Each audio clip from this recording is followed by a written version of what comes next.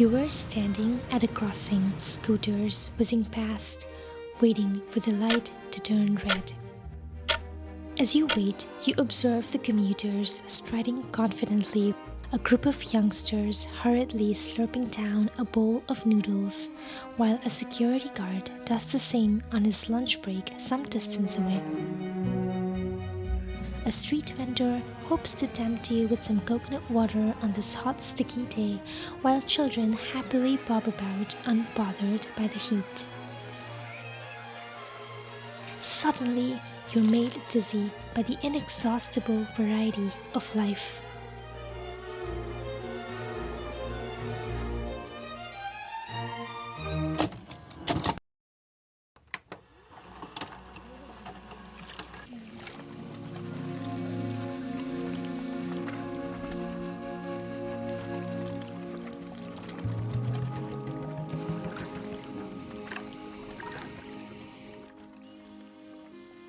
Welcome to Vietnam, where life is not tidied away behind closed doors, but is out on display in the open. So haphazard and exuberant it takes your breath away.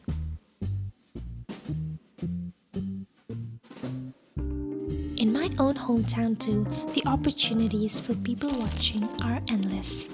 I'm aware of this, but I'm also aware that the sun sets in the same spectacular fashion every day.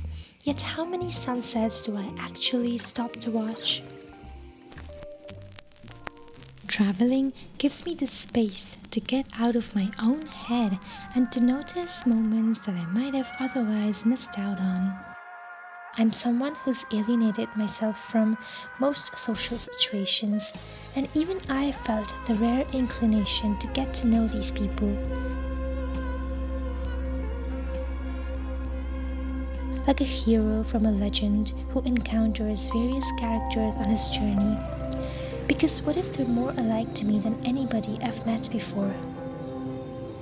I've never had many friends my entire life, but I felt an odd kinship with some of these complete strangers that I have no hope of ever seeing again.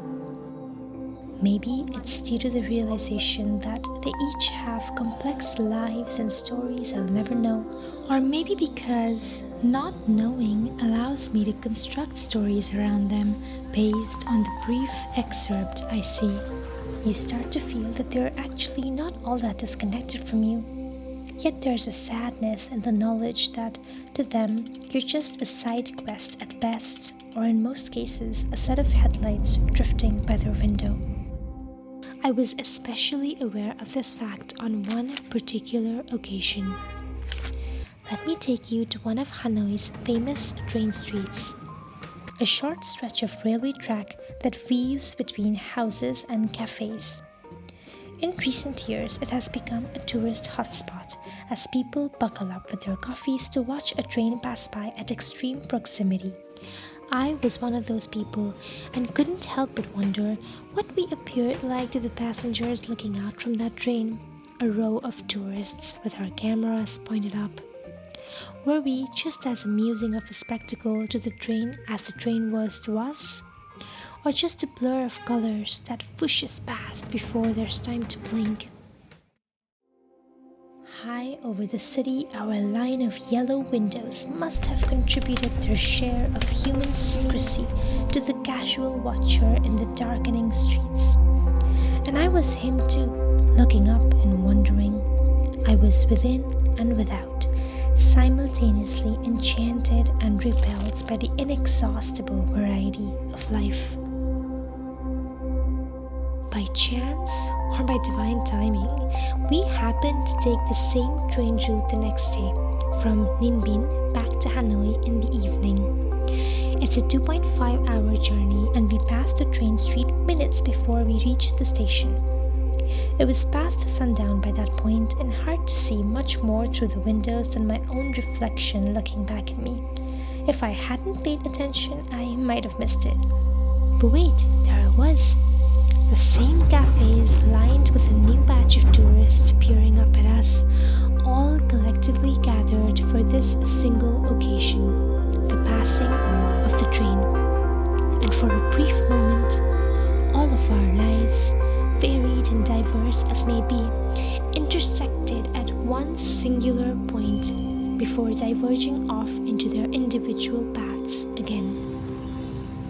Isn't it strange how our path crosses so many other disparate paths over the course of our existence? Sometimes they mingle significantly, while other times merely graze for a fraction of a second. When you start to think of yourself as just a passerby or a bystander in all of these people's lives, it makes your own life start to feel a little less serious. I don't know, it makes me more open to take risks. Because in this web of 8 billion stories, what's one more silly failure, right?